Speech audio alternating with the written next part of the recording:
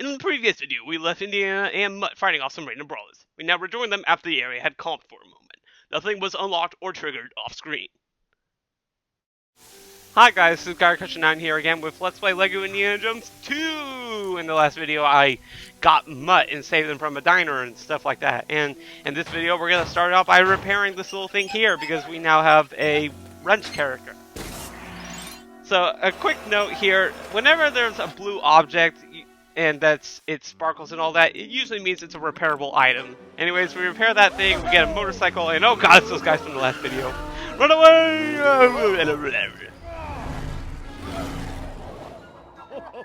Lol mustache. Anyways, here's the fourth type of level in this game, the vehicle levels.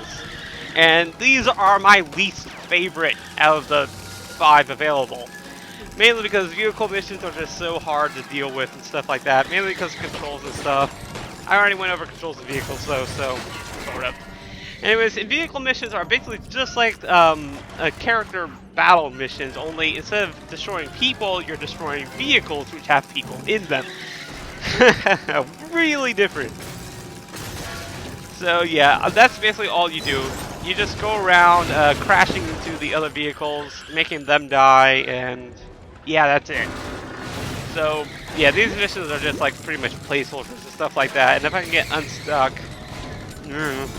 Anyways, the only really new thing here is these little colored orb things that give you special abilities. The one I just picked up is the green orb, which allows me to jump in the midair. And you can do this with any vehicle. It doesn't have to be a motorcycle. But yeah, there's this orb, and then there's one other orb available in this little mission here. And, oh wait, I just got it. Yay, the boost orb. Basically, hold down A, your vehicle goes super fast. Of course, these motorcycles are very easy to crash. Which is probably why I hate vehicle missions, because motorcycles are a pain in the butt to deal with. So basically, all you do is, alright, you know what? I'm taking your car. No, don't leave. No, alright, I'm taking your car. There we go. If you get close enough to a vehicle while someone's driving it, you can press Y and you can kick him out like a jerk, but yeah. So basically, like I just said, you go around defeating the vehicles and all that. You'll see a little faint orange arrow on my screen. That basically tells you where the enemies are. At least that's where one of the enemies are. I only have one enemy left to go, though, so, you know, that's where the guy is. Anyways, as far as True Adventure comes here, this is also a very hard type of mission to get a true adventure on because, like, well, in the last course, the fight course, it's hard because, you know, you're pretty much fighting the entire time. You don't really have time to collect the studs. However, the number of studs that you need in those missions are typically very small. In these missions, though, these vehicle missions are actually very, very large numbers, mainly because these courses are typically very, very big. Oh my god, I was clearing my throat at the same time. So, yeah, the second wave of enemies here, we have to defeat 2 motorcycles and 2 cars. Now, motorcycles are easy to deal with because you can just run into them. You can just run into them. And die, damn you! I will kill you!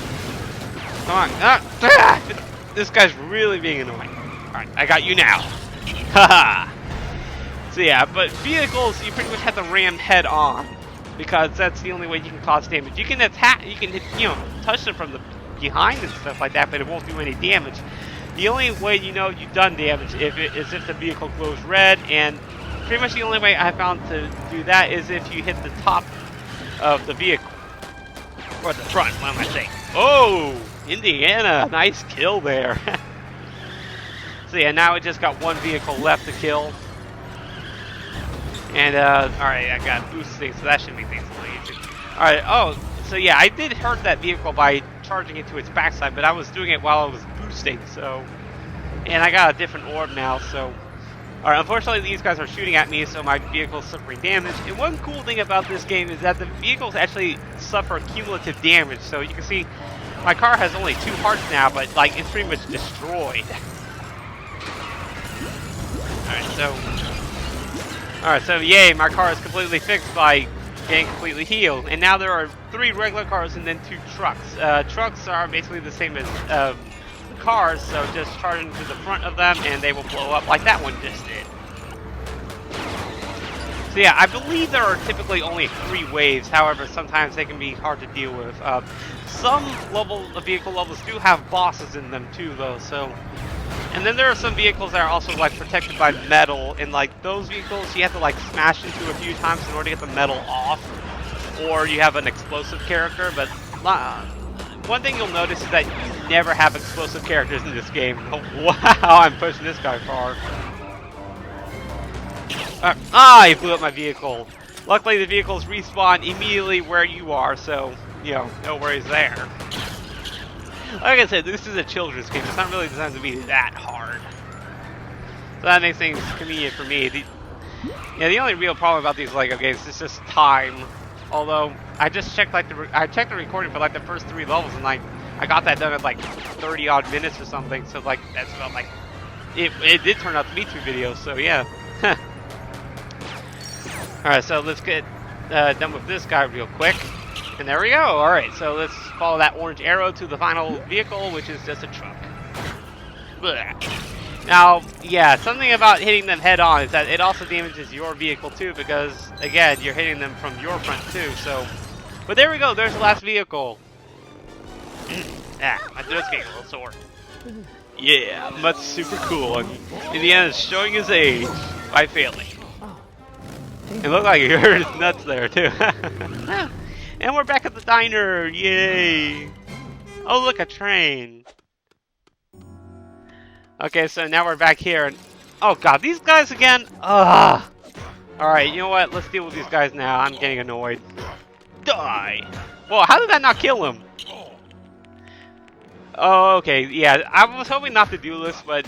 Yeah, basically, one of the ways that you can unlock characters in this game is that you beat up a lot of them, and then eventually you'll have one that has a question mark appear over his head, and then when you just subdue that guy, you can buy him. There is a vehicle up there, obviously, that I can buy too, however, I'm going to save that for later. Yeah. Alright, so now that all that is taken care of, we can now proceed with the final story level of this hub. So yeah, we're pretty much done with the first third of the movie, yay! Oh, that guy is ugly. Oh god! Damn, these guys are persistent.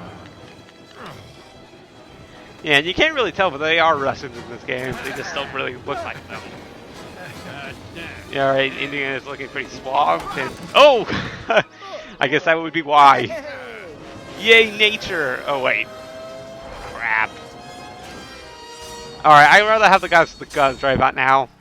Anyways, here's the first boss of the game, like the true boss of the game, this giant crane guy. And, let's be honest here, this guy is very easy. I'm not kidding, like, this guy is very easy to deal with. And let's get this purple stud. Oh, yeah! Yeah, I did that masterfully. So basically how to take this guy on is, there's a whip switch at the center of him, and it allows you to go over there, and when the thing fully retracts, you pull on one of those chains and repeat the process.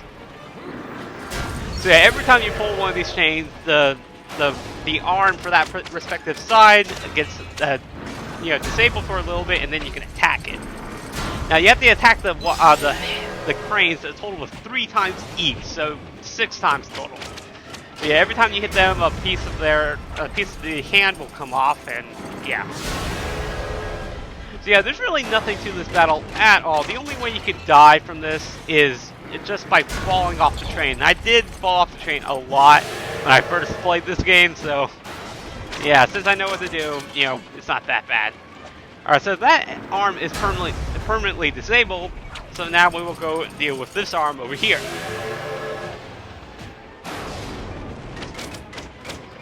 Okay, so that arm is still in service, so it can still hurt you, but first, that arm turned blue, so it's repairable, and then we pick up this orange piece from that other crane, and it turns into a whip loop thing too. And when we carry that thing instead, we get taken to the top of the thing, then all you have to do is just punch the guy, and there you go, boss completed. Or level completed, whatever. So yeah, the crane just blows up and all that stuff. I don't know why, we just punched the guy out of the thing and... Whoa! Wow, that's quite a bit of mayhem. Yay!